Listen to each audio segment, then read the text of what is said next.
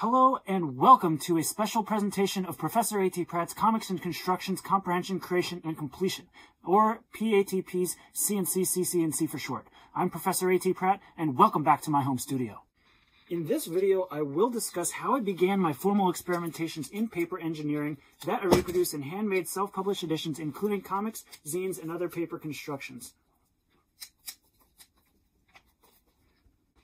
I will also demonstrate my process in deciding what kinds of shapes I cut and fold into my projects and show some simple pop-up forms that can be reproduced by hand to create comics, cards, or fragile sculptural objects of your very own.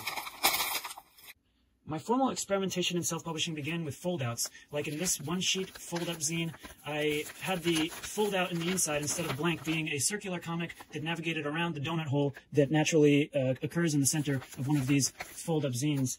And also in the 2013 horrifying clown zine that I created has a fold-out cover with chopped-out clown designs that opens up to another of many grisly scenes that occur in this terrifying publication. I didn't include a pop-up in my comics until 2014's Stupid Cupid. I created this comic for the Society of Illustrators Comic and Cartoon Art Annual, now called the MoCA Awards, associated with the Museum of Comic and Cartoon Arts Festival.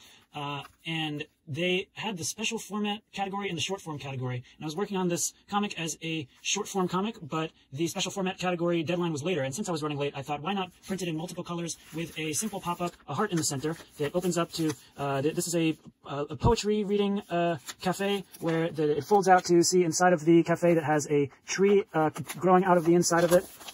So I included that in the comic, but then I actually made the short form deadline. So I thought, why not take it to the next level for a special format submission? So that's when I started working on Pop Pub Dog Day, which I started work on, and it grew increasingly out of proportion in insanity, and it did not make the deadline. Thankfully, I entered it the next year. So with this one, I thought, not only can I have a pop-up in the center of a zine, which is published normally with, you just have this opened and staple it in the spine like normal. No gluing required, but you can actually have multiple levels of, in this case, 11 by 17 that are actually stapled at the top here. See, staple, and then just the last layer is stapled in the spine here. So in this one, you got one regular page of comics, totally normal, and then 4 layers of pop-ups that are each one building that the protagonist, Dog Walker, it's a fictionalization of my own dog walking experience. You go through one building, and you go up inside of the dog's house, and you pick up the dog. I'm playing pretty fast and loose with comic panel layout and reading structure, but you read through the images, you read all the text, and you get the gist of it. Onto the second building, see, I'm taking the dog with me, and picking up the second dog, getting a third dog, fourth dog, and then once we're there, I'm picking up a nice heartfelt reunion with the fourth dog, designed after my black lab Maggie, who died during college. We have 4 doors that you can open them all up simultaneously to view through all of the doors at once. And another heartfelt smooch you see there with the Maggie-based dog. And it says, there's no other way I'd rather spend my day than beating the street with my fun furry friends. So you can kind of read through all those layers at once, peek through them all, and then there's more narrative as we see Dog Walker taking the dogs home, all through these layers, and then one final regular comics page at the end. So that was Pop Up Dog Day. I basically have to keep on continuing, have to one-up myself with my pop-up comic experiences from then on to the end of my life. So next was Mickey Mouse's Sweets and Treats, which is tied closed like this because with the pop-ups inside, all these really want to blast open. That's why there's strings in a lot of these. So it starts out here, and my own original character, Mickey Mouse, is sniffing through the air into this hole, into this underground candy cavern, and it opens up to him, and he's chowing down, and I come up with the shapes of the pop-ups first. It's all based around just, in this one at least, the simplest possible pop-up shape, but folded in the center as well. And once I saw this fold in the center with these ears going in and the hands going out, even when it was blank, I saw my friend Mickey Mouse popping right out at me. But he tries to get out of the hole, and then he gets stuck because he ate too much treats. You go to the back, and you open it up, and the trolls are coming from below. You see that?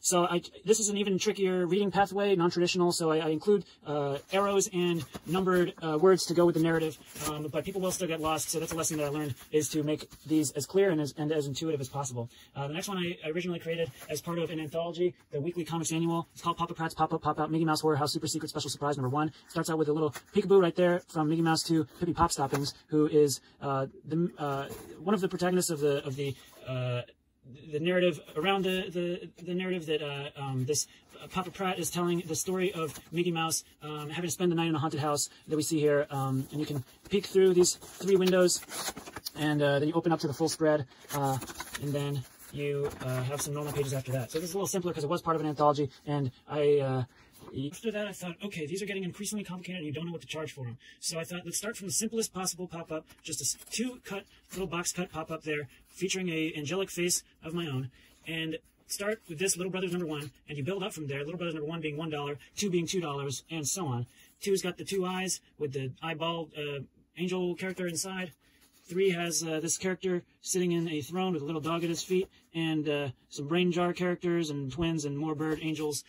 And 4 has this cowboy on the cover, flips around, 2 dogs, opens up, well, 3 dogs actually. And then you got America's favorite bouncy boy, Bompy, up there.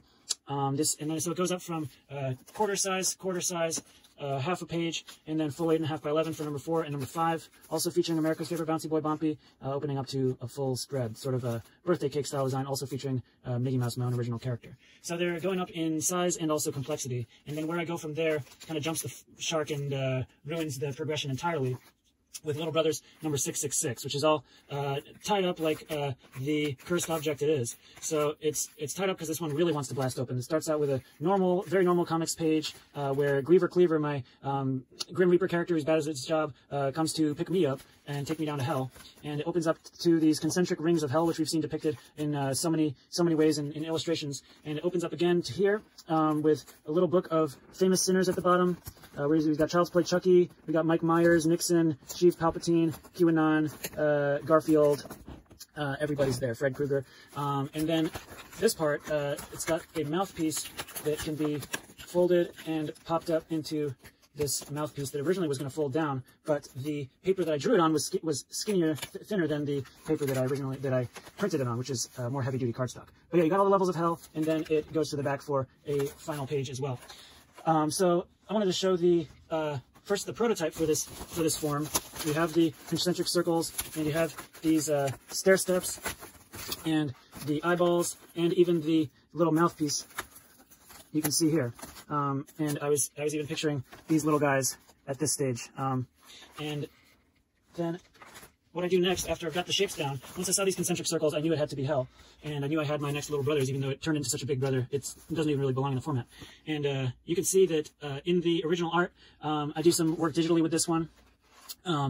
The pages of the mouthpiece and of the hell directory are cut out of the full 11 by 17 inch sheet. So you're really using every part of the buffalo. And this one just has, it has staples in here for the book and in here for the mouthpiece. And then you need to squash it closed to shut, and then you tie the ribbon around it. So this doesn't even really make sense for $6, so I'm selling it for more online. The next narrative project that I did that featured a pop-up fold out in the center was Healthy Body, Healthy Brain, the Clean 2018, Clean 2019 Health and Wellness Initiative, Practice, Power, Progress, Research Report, Lifestyle Guide by Health Guru A.T. Pratt, Part 1, Introducing the G-Point System. So this was about being a healthy guy and going to the gym, and so it had to have a recreation of my local gym, Plant Finesse.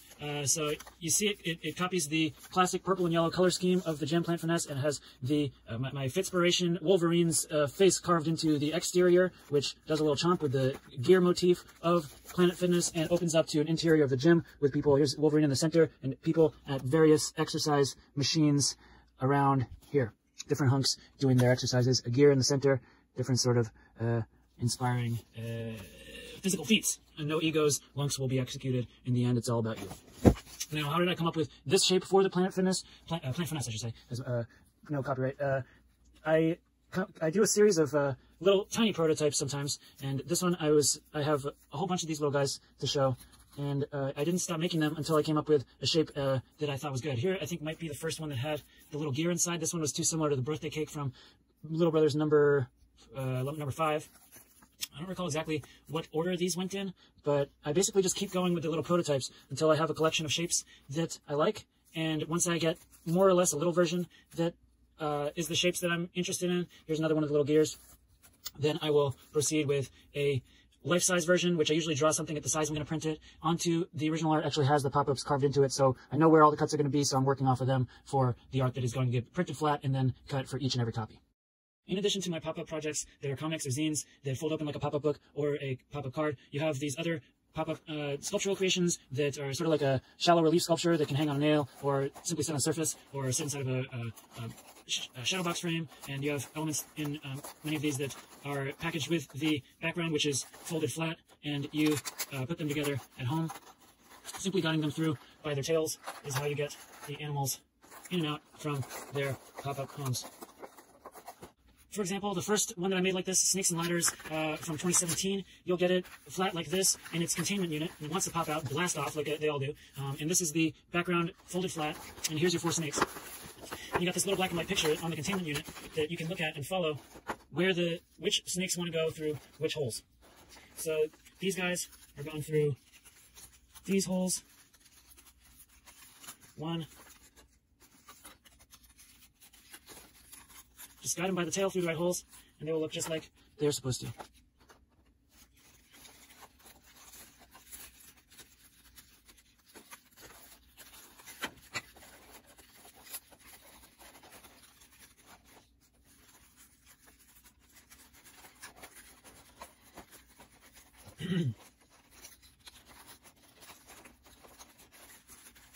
Ta-da!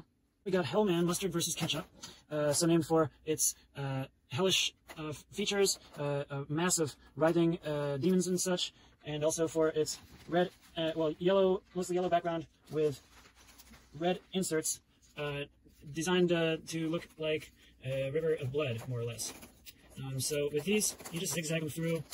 Doesn't have to be exact. You know, if you come up with your own ways to snake these suckers around, nobody's going to tell you you're wrong. You just zig them and zag them until they're comfortably fitting in. There we go. And this guy in here. And then you got the antennae up here, like boom.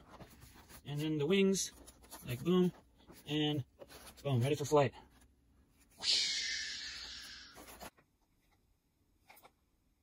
Wow, we sure did see a variety of innovative projects by Professor A.T. Pratt.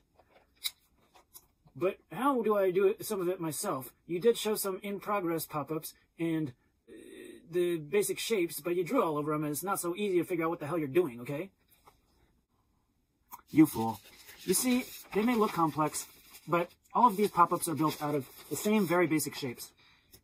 To do what I do, all you need to do is fold it in half, fold it again, and the place where all of these start is the simplest pop-up forms imaginable. Just snip one in half, halfway through the width, another halfway through the width, fold like this, extend it outwards like this, squash it closed. You've got the basic box. If you want to expand on that, you can open it, flatten it again. Say you wanted to do one of those little eyeball angels. You could snip in this little eyeball section inside of there, pop it out again, and see, you got the eyeball socket. Say you want to give this eyeball creature some little nubs for arms. All right, let me close it.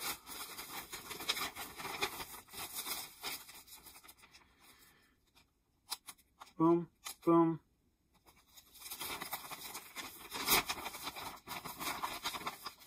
Close it again.